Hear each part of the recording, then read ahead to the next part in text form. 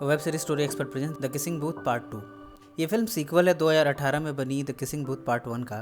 Part 1 के ख़त्म होते होते ये सवाल सबके जहन में था कि क्या नोआ और एली का रिश्ता इतनी दूरियों के बावजूद चल पाएगा। लॉन्ग डिस्टेंस रिलेशनशिप में हमेशा ही परेशानियाँ आती हैं। एक दूसरे पर शक करना लाजमी है। अगर एक कभी दूसरे को फ़ोन ना कर पाए तब भी दूरियां बढ़ना तय है। ये सारी ही सिचुएशंस आती हैं इनके रिलेशनशिप में। अब ये देखना होगा कि क्या इन सब रुकावटों के बावजूद इनका रिश्ता बना रह पाएगा। इसे हम जानेंगे इस कहानी के ज़रिए। बिल्कुल वैसी है जैसी पहली थी। दोस्ती के साथ ये बड़ी अच्छी चीज़ है, इतनी कॉम्प्लेक्सिटीज़ नहीं होती।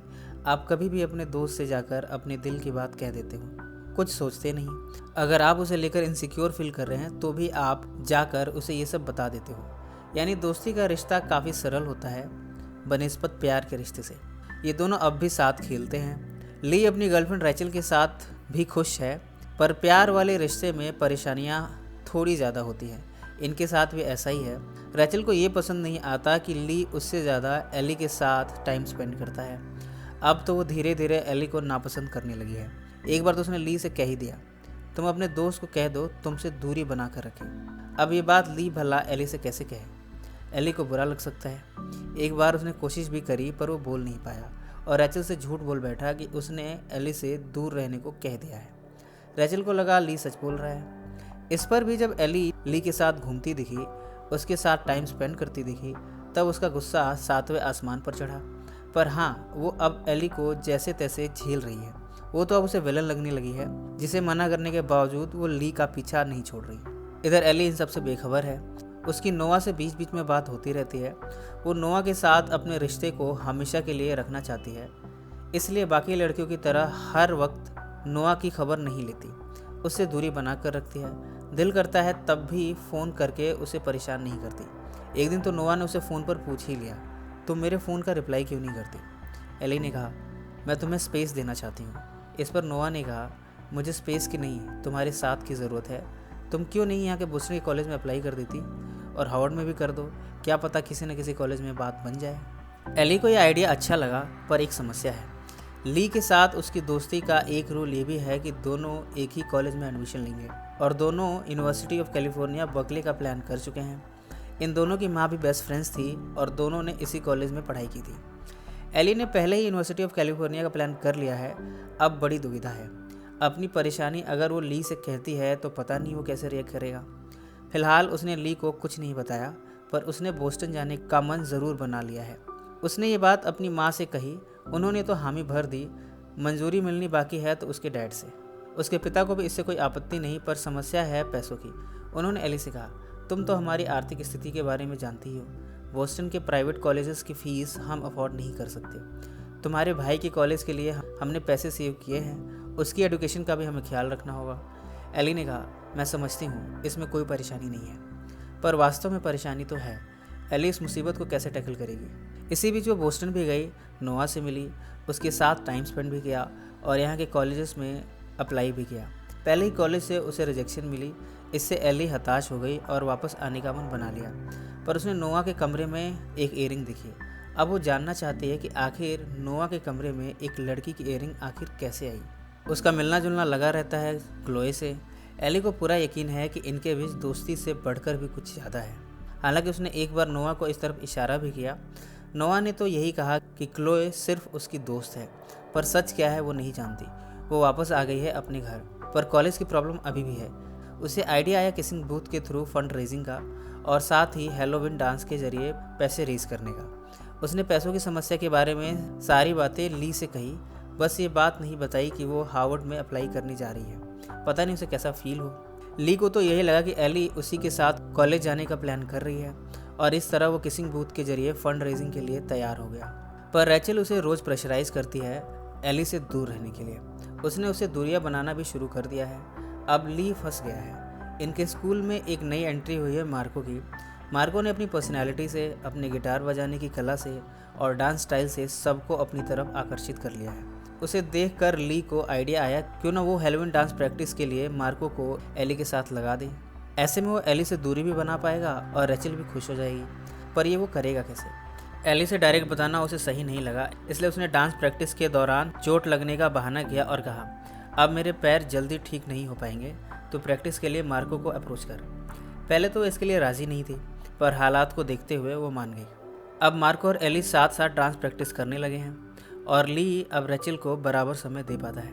आगे बढ़ने से पहले दोस्तों, उत्तराखंड ब्लॉगिंग के ऊपर हमने चैनल शुरू किया है चलो उत्तराखंड, पर हमें आपके साथ की ज़रूरत है।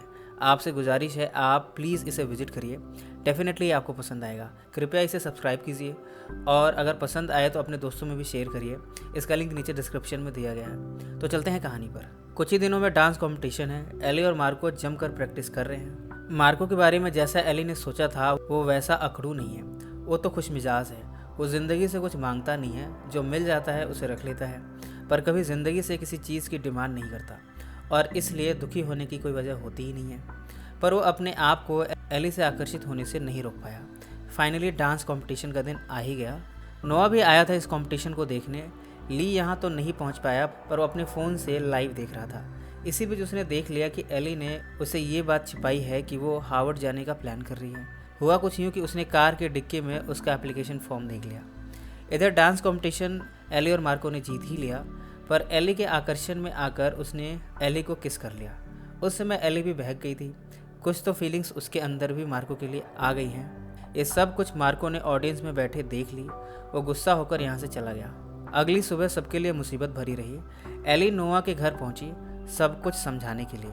नोआ यहाँ क्लोई के साथ था, ली भी यही था। सभी खाने के टेबल पर मिले। ली ने गुस्से में कहा, तूने मुझे हार्वर्ड वाली बात क्यों नहीं बताई? एली ने उससे माफ़ी मांगी। रेचल ने एली से कहा, तुम्हारी वजह से हमारी रिलेशनशिप में इतनी परेशानियाँ होती हैं। ली ने तुम्हें मना किया, उससे दूर रहने को कहा, फिर भी तुम उससे चिपकू बनकर मिलती रही। यहाँ ली ने माफ़ी मांगी एली से इस बारे में कुछ भी ना बता पाने के लिए, पर रेचल गुस्सा होकर यहाँ से चली गई। नोआ भी एली पर उसके कैरेक्टर को लेकर ताने मार रहा था। इस पर एली ने वो इयररिंग निकाली जो उसे उसके कमरे में मिली थी, उसे नोआ को दिखाई और कहा, क्या अब भी तुम्हारे पास कुछ कहने को है? इसके बाद एली भी यहाँ से चली गई। ली और एली ने मिलकर अपने इश्यूज़ को रिजॉल्व कर लिया और दोनों की दोस्ती फिर से चल पड़ी है। रेचल को समझाने की कोशिश एली ने भी की। रेचल ने कहा, अभी मुझे थोड़ा वक्त चाहिए, और साथ ही उसने माफ़ी मांगी उसके साथ बुरा बर्ताव करने के लिए। कुछ दिनों के बाद रेचल ने भी ली को माफ़ कर दिया और इस तरह इन तीनों की लाइफ का आपसी मनमुटाव ख़त्म हो गया। मार्को ने एली से मिलकर अपने प्यार का इजहार किया, पर एली ने कहा अभी भी वो नोआ के लिए फीलिंग्स रखती है, उसे एक बार नोआ से मिलना है, सच जानना है। इस तरह उसने मार्को का प्यार रिजेक्ट कर दिया और उससे माफ़ी भी मांगी। अब दौड़ते हुए पहुंची है एयरपोर्ट नोआ से सच जानने के लिए, पर यहाँ उसे मिली क्लोई। क्लोई ने कहा, मेरे और नोआ के बीच कुछ भी नहीं है, वो इयररिंग मेरी ही है, पर जब नोआ अपने कमरे में नहीं था तब मैं किसी और के साथ हुकअप कर रही थी। इसी बीच मेरी इयररिंग गिर गई होगी और वो तुम्हें मिली, जिससे ये सारी गलतफहमी शुरू हुई। एली को बड़ा अफसोस हुआ अपने आप पर। वो तुरंत ही नोआ से मिलना चाहती है। उसने पूछा, नोआ कहाँ है? वो तुम्हें ही ढूंढता हुआ निकला है। तभी नोआ का मैसेज आया कि वो किसिंग बूथ पर उसका इंतज़ार कर रहा है। एली दौड़ते हुए नोआ के पास पहुंची, उसे गले से लगा लिया और अब सारी गलतफहमियां दूर हो गई हैं। इस कहानी में गे कपल भी है, ओले और माइल्स। इन दोनों का प्यार भी अब ट्रैक पर आ गया है।